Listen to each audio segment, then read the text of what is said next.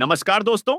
सोचिए जरा, अगर मैं कहूं कि प्रधानमंत्री नरेंद्र मोदी अब अपनी कुर्सी छोड़ने वाले हैं और उन्होंने खुद ही इशारों इशारों में बता दिया है कि उनके बाद गद्दी किसके हाथ जाएगी, तो क्या आप मानेंगे?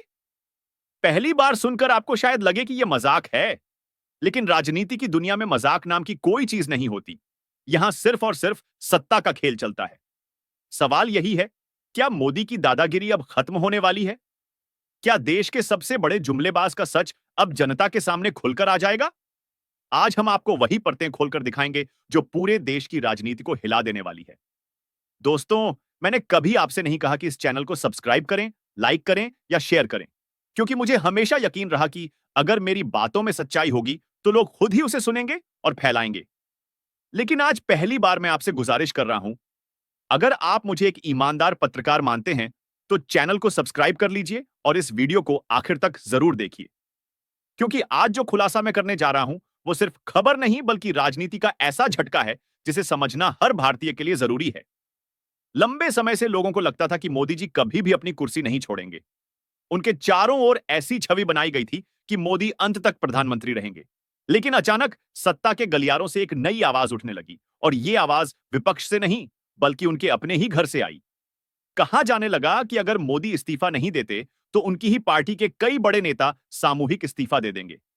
यानी हालात ऐसे मोड़ पर आ गए थे जहां मोदी के पास दो ही रास्ते बचे थे, या तो कुर्सी छोड़ो या फिर सरकार गिरने का खतरा उठाओ। अब आप खुद सोचिए, इस स्थिति में देश की राजनीति कितनी बड़ी उथल पुथल से गुजर रही होगी। हर नेता, हर समर्थक, हर कार्यकर्ता के दिमाग में यही सवाल घूम रहा था कि मोदी जी के बाद आखिर देश की कमान किसे मिलेगी। अब आते हैं उस सबसे बड़े सवाल पर जिसे बीजेपी का अनलिखा लेकिन बेहद सख्त नियम कहा जाता है, 75 साल का नियम। दोस्तों, याद कीजिए, यही नियम लालकृष्ण आडवाणी, मुरली मनोहर जोशी, यशवंत सिन्हा और सुमित्रा महाजन जैसे दिग्गजों पर लागू किया गया था। और अब वही स्थिति मोदी जी पर भी आ चुकी है। 17 सितंबर 2025 को मोदी जी 75 साल के हो गए। तो क्या वही नियम उन पर लागू नहीं होगा, या फिर नियम सिर्फ पुराने नेताओं के लिए था और मोदी जी के लिए कोई अलग किताब लिखी जाएगी? संघ प्रमुख मोहन भागवत पहले ही कह चुके हैं कि जब कोई नेता 75 साल का हो जाए तो उसे स्वेच्छा से दूसरों को मौका देना चाहिए। यानी संकेत साफ है, मोदी जी चाहें या ना चाहें, उन्हें गद्दी अब किसी और को सौंपनी ही होगी। असली हलचल तब मची जब एनडीए की संसदीय बैठक में मोदी जी ने गृह मंत्री अमित शाह की तारीफों के पुल बांध दिए।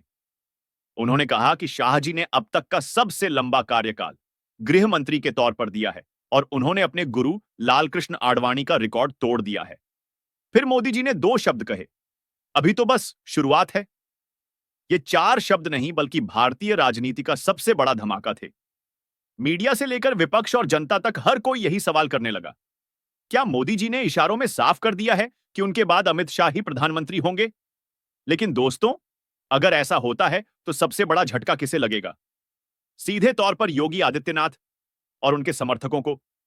पिछले कई सालों से योगी जी को प्रधानमंत्री पद का सबसे मजबूत दावेदार माना जाता रहा है। उनकी लोकप्रियता, उनकी हिंदुत्व की छवि और उनका जनाधार सब यही कहते हैं कि योगी भाजपा के लिए अगला बड़ा चेहरा हो सकते हैं। लाखों समर्थक उन्हें देश का भविष्य मानते हैं। लेकिन मोदी जी के इन संकेतों ने जैसे उनके सपनों पर पानी फेर दिया। अब सवाल उठता है कि क्या योगी के समर्थक चुप बैठेंगे या पार्टी के भीतर नई खेमेबाजी शुरू होगी? राजनीति में सीधी बातें बहुत कम होती हैं। यहां संकेतों और इशारों से ही बड़े बड़े खेल खेले जाते हैं। मोदी जी के एक छोटे से बयान ने विपक्ष को झकझोर दिया, मीडिया को हिला दिया और जनता को सोचने पर मजबूर कर दिया कि क्या वाकई मोदी के बाद शाह ही प्रधानमंत्री होंगे। दिल्ली के मुख्यमंत्री अरविंद केजरीवाल पहले ही यह दावा कर चुके थे कि मोदी के बाद अमित शाह ही प्रधानमंत्री बनेंगे। उस वक्त उनकी बात को मजाक समझकर खारिज कर दिया गया था। लेकिन आज वही बात धीरे धीरे सच्चाई का रूप लेती दिख रही है। मगर कहानी यहीं खत्म नहीं होती। असली सवाल यह है कि क्या संघ यानी आरएसएस इसे मंजूरी देगा?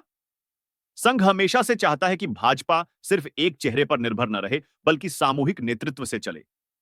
संघ की पसंद में सिर्फ अमित शाह नहीं बल्कि योगी आदित्यनाथ और नितिन गडकरी जैसे नाम भी शामिल हैं। यानी अब असली टकराव है मोदी की मर्जी बनाम संघ की पसंद। अगर मोदी चाहते हैं कि शाह प्रधानमंत्री बने तो क्या संघ इसे स्वीकार करेगा, या फिर संघ किसी और पत्ते को खोलेगा और सबको चौंका देगा यही है भारतीय राजनीति का सबसे बड़ा सस्पेंस। सत्ता का खेल अब निर्णायक मोड़ पर है।